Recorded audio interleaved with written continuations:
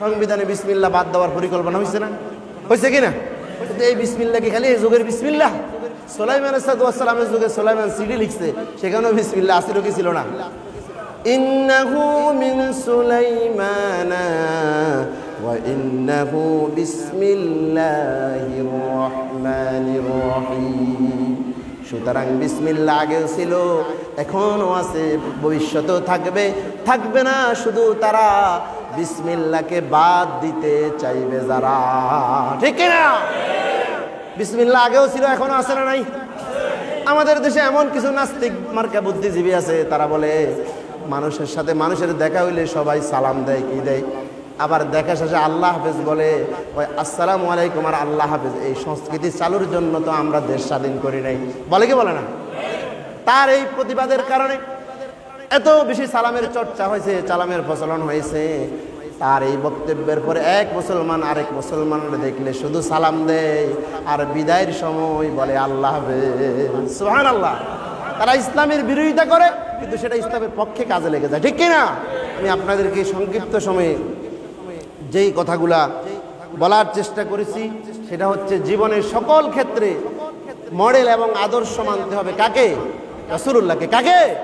কারণ দুনিয়ার কোন নেতাকে যদি আমি আদর্শ মানি, ওই নেতার জীবনে চাঁদাবাজি, মাস্তানি, গুনাহ আমার জানার বাইরেও তার গুনাহ আছে না নাই? কিন্তু শুধুমাত্র এমন ব্যক্তিকে আমরা আদর্শ নেতা মানব যার চরিত্রের সার্টিফিকেট দিয়েছেন কে?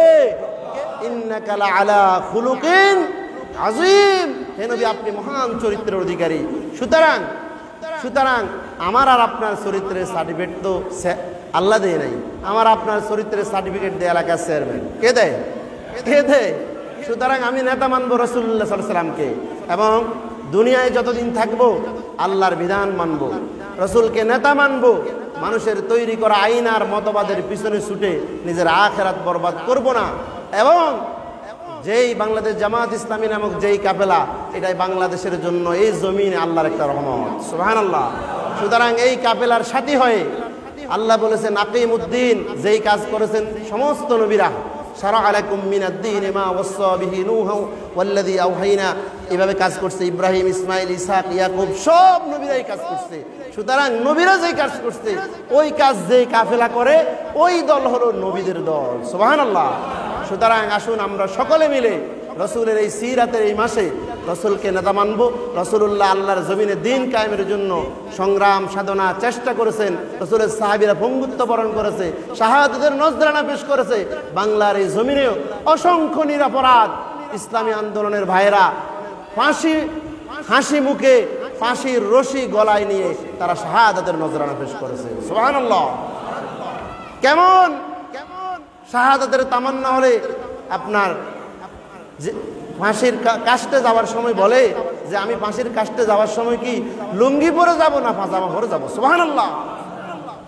তাদের মনে বিন্দু মাত্র ভয় ছিল না, কারণ তারা জানে ওয়ালা তাকুলু লিমান ইউকতালু ফি সাবিলিল্লাহি আমওয়াত বাল আহইয়াউ ওয়ালাকিন লা ইয়াশউরুন।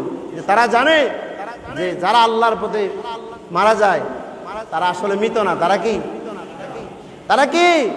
বাল আহইয়াউন ইনদা রাব্বিহিম ইউরযাকুন, তারা আল্লাহর কাছে রিজিক প্রাপ্ত হয়। সুতরাং আসুন ভাইরা, এই জমিন কার? আইন চলবে কার? আল্লাহর এই জমিনে আল্লাহর আইন বাস্তবায়ন হোক, আল্লাহর দিন কায়েম হোক। আমরা কারা কারা চাই? নারে তাকবীর!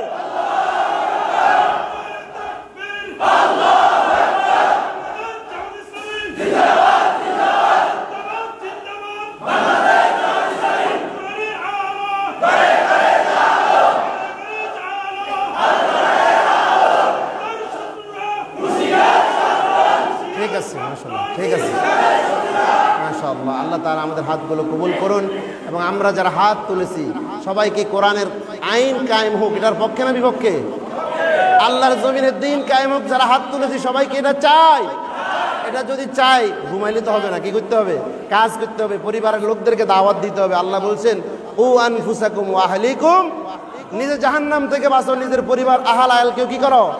আজকে যেভাবে আমরা এই একই ছাদের নিচে বসেছি, আমরা আল্লাহর কাছে দোয়া করছি রব্বুল আলামিন কিয়ামতের কঠিন ময়দানে আজকে যতজন একসাথে বসেছি, আল্লাহ তুমি আমাদের সকলকে আল্লাহ তোমার দিন কায়েমের কাফেলার সাথী হয়ে সকলকে উসিলায় আল্লাহ তুমি আমাদের সকলকে একই জান্নাতে বসবাসের তৌফিক দিও।